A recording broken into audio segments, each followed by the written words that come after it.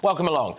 Brave military veterans should get social housing before asylum seekers and people who've entered Britain illegally. That's my view. That is a common view. Yesterday, at a Labour Party conference, Sir Keir Starmer said this. Every town and city in this country, people who were prepared to make the ultimate sacrifice for our nation, who put their lives on the line to protect all of us, but who will not have a safe place to sleep tonight. We cannot stand by and let this happen anymore. So today I can announce that this government will respect that service. We will repay those who served us and house all veterans in housing need. Homes will be there for heroes. Homes for heroes, all right? Now, many people took that to mean that they would get priority when it comes to social housing. But given the lack of trust that many people now have in anything the Prime Minister says, we got our political editor, Christopher Hope, to ask him for more detail. And here's what he said. This is a very important commitment that we've made because too many veterans who have, given so much to their country, find themselves without a roof over their head. So because we've taken the difficult decisions on planning, decisions that were not taken for years, we can guarantee that they will have a roof over their heads. But it's not ahead of all other groups. This is unlocking, a real step forward on homelessness for many people who are homeless. Oh, right. OK, so the second you scratch the surface, it completely unravels. Labour's Homes for Heroes is not a policy. It is literally just, we're going to build more housing. Apparently, veterans will not have to pass the local connections test, meaning they don't have to prove that they've got a history in a certain area in order to be able to be given social housing there. But neither will asylum seekers, many of whom will have entered Britain illegally because they're only local to places like Afghanistan and Iraq, two countries that we sent our brave armed forces veterans to go and fight in. Homelessness amongst military veterans in England has risen by 14% in 2022. In fact, Labour's own figures from 2023 showed 500 veterans' households were made homeless every 3 months. So, despite Starmer trying to make out that veterans will have priority housing, the reality is that if somebody comes to Britain on a small boat from a country that we've been at war with and manages to claim asylum at the third attempt because someone from the Church of England decides to vouch for the fact that they're a Christian now, they could be housed before a veteran. Yet again, there appears to be a big difference between what Keir Starmer says in public and what the reality is. This shouldn't be a debate. It should be veterans before asylum seekers every single time. Let's get the thoughts of my panel this evening. I'm joined by the Director of Popular Conservatives, Mark Littlewood. I have also got landlord and activist Adam Brooks and journalist and broadcaster Nina Mishkov. All of you, thank you very, very much. Mark, so there you go. It's Homes for Heroes and all of that stuff, apart from the fact that it isn't. I thought he ruled out any more gimmicks. Well, quite. And he seemed to concede in this interview with Chopper that he hasn't even built these homes for heroes yet. That we're going to change the planning restrictions and more homes will be built.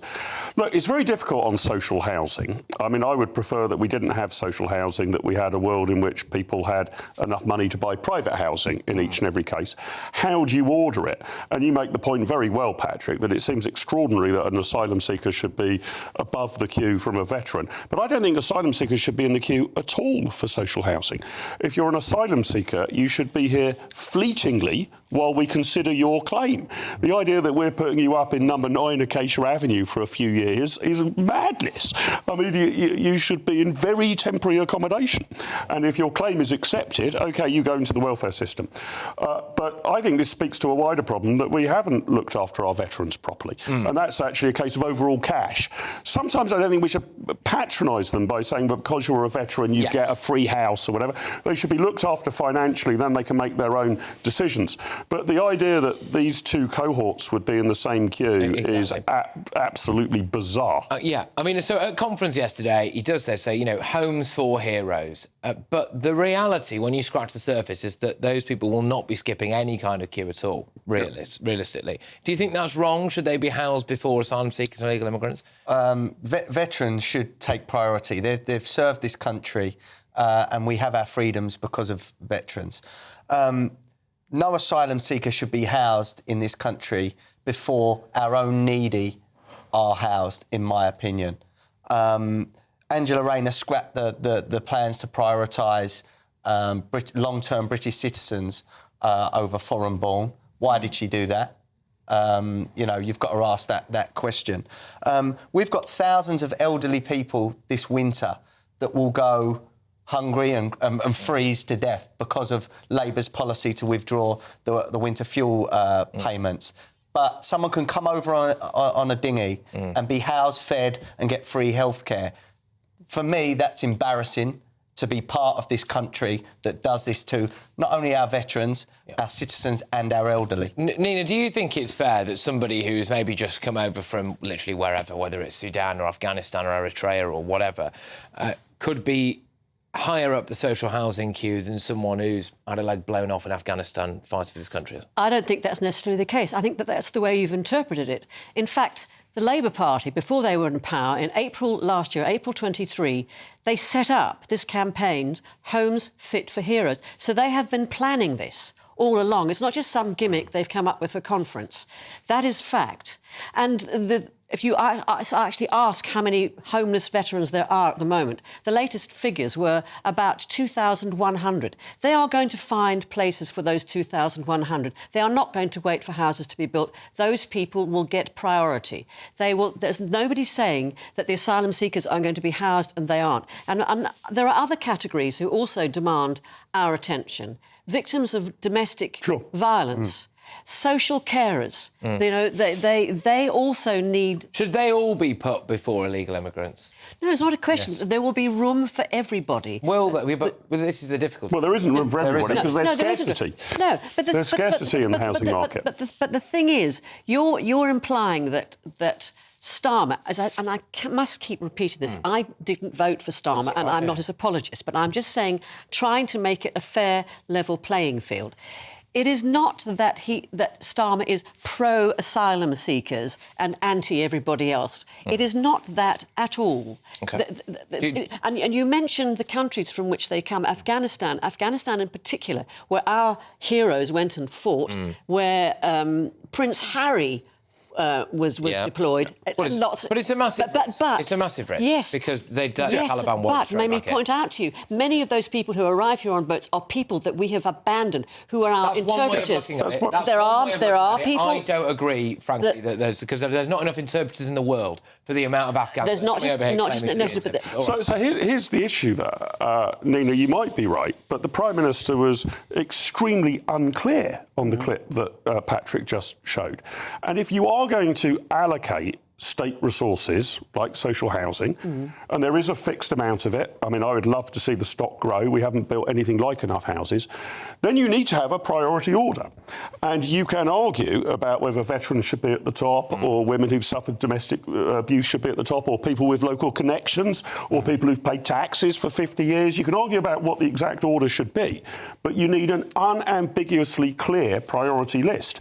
And I'm afraid the Prime Minister did not enunciate anything approximating a clear priority list. I don't think he can. Adam, just to say, he's there at conference, he says one thing, and what any right-thinking person would take from that is that there is going to be a priority for a group of people. And then when you ask him, he repeats the line about, like, oh, we're going to do loads for them and everything. And then you say, well, will they get priority? And he goes, well, not over other groups. Well, and I can tell you clear as day what's going to happen. That's because he wants the headlines in all the papers to look like they are prioritising the veterans. You dig deeper... And they're not. But it's not just veterans.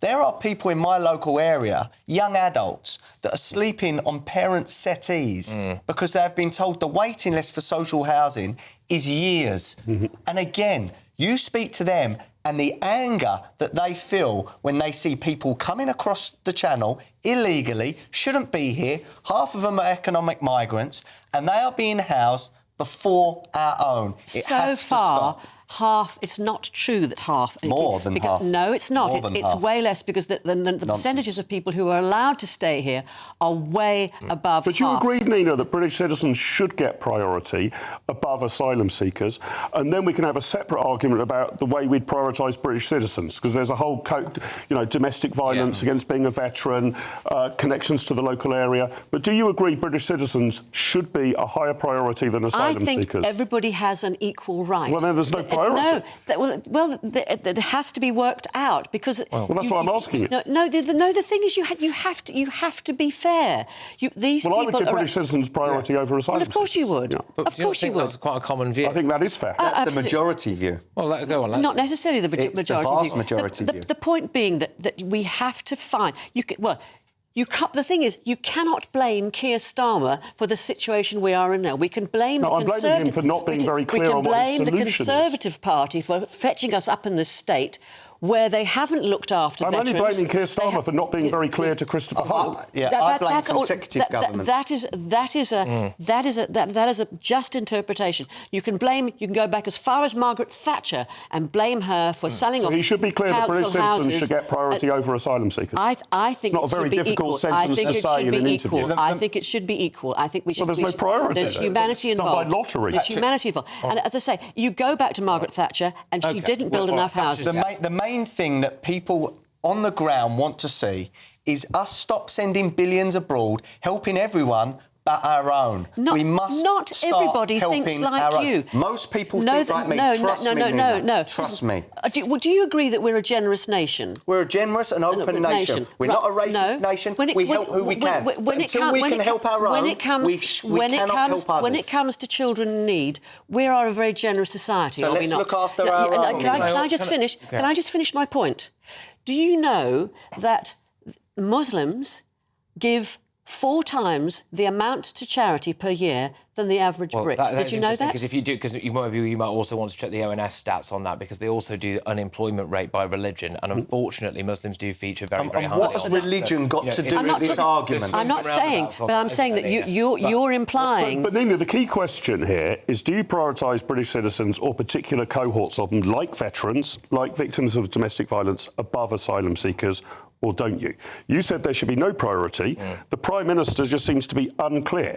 I'm not blaming him for what he's inherited, but I am blaming him for not being clear about it. If we're being asked to have 1.5 million new homes built in a year or whatever they're going to do in 5 years or whatever it is, I think some people will be perfectly willing to accept that maybe the green belt or the field at the back of their house has to be built on if they had relative confidence that the people who are going to live in those houses were going to be veterans or they were going to be, British people who are currently in need and haven't got a house. If actually the reality is that a lot of those homes are going to go to people who've maybe just arrived across the channel, maybe some people will be fine with that. But I think people would have a right to say, well, hang on a minute, I don't particularly... I want my taxes to help Brits before foreigners. Can I just say, the people who would qualify, the asylum seekers who would qualify for social housing, will be people who will have been accepted as migrants, accepted as migrants, and therefore they will be part of our society. Yes, okay. They'll be working and they'll be paying taxes. No, they won't, Nina, because they're also at most urgent need of being made homeless, because we put them in hotels for a bit, and then you accept them, and then you've got 28 days before you're on the street, so they can go to the top of the housing waiting list. This is an issue that people... We need to integrate them into our society. We don't get them need to do working. But we also need to look after our own. Oh, we are massively over time. Thank you very much for a lively start.